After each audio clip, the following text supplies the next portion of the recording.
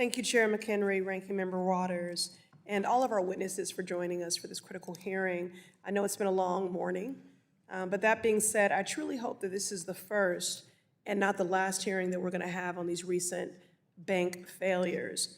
Now, when SVB collapsed, in my office received urgent phone calls, texts, and letters from throughout our district from our constituents who were genuinely shocked and afraid for their future. Affordable housing residents unsure about the status of mortgages, tech companies not able to pay their employees, small businesses worried that they had lost most of their money. Now, while I'm glad we did avoid the worst possible scenario, Congress should consider SVB collapse a wake-up call and take action. After the 2008 financial crisis, Congress stepped up to enact Dodd-Frank, a comprehensive package of regulations in order to prevent bank failures and systemic risks that hurt the economy.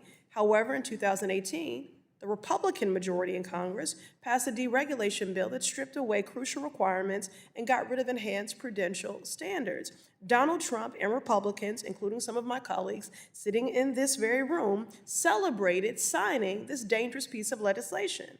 The 2018 deregulation law specifically made it easy for SVB and Signature Bank to engage in risky management practices with little to no oversight, and we must rightfully assign some of the responsibility for this bank turmoil to deregulation efforts.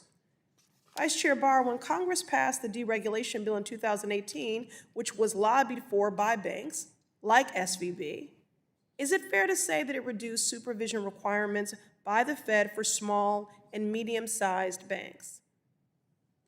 The overall effect of the law was for the smallest banks to reduce regulatory burden for banks within 50 to 100 billion in range to limit the Federal Reserve's discretion with respect to those institutions.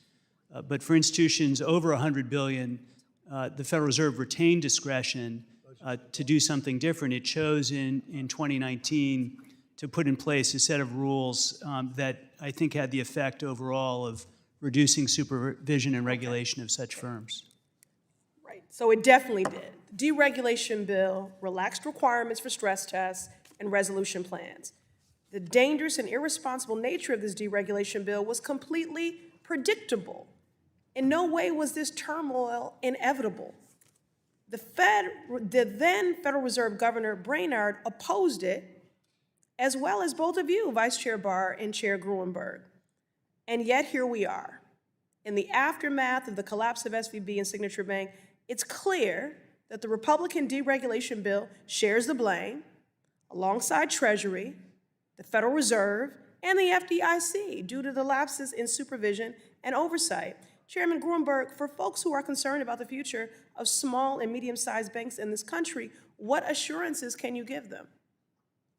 Well, Congresswoman, as a general matter, our small and medium-sized banks remain in good condition, including their liquidity.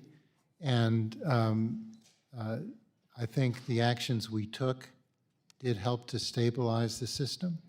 And I think, as I indicated, any expense by the Deposit Insurance Fund to cover uninsured depositors will be imposed through a special assessment on the industry, and we have discretion to tailor that assessment to the institutions that most directly benefited. So we're going to try to be thoughtful in this process. Thank you, and I'm requesting that each of your agencies provide my office and this committee by May 1st a list of recommended regulations that need to be enacted to strengthen the banking industry and to prevent future failures.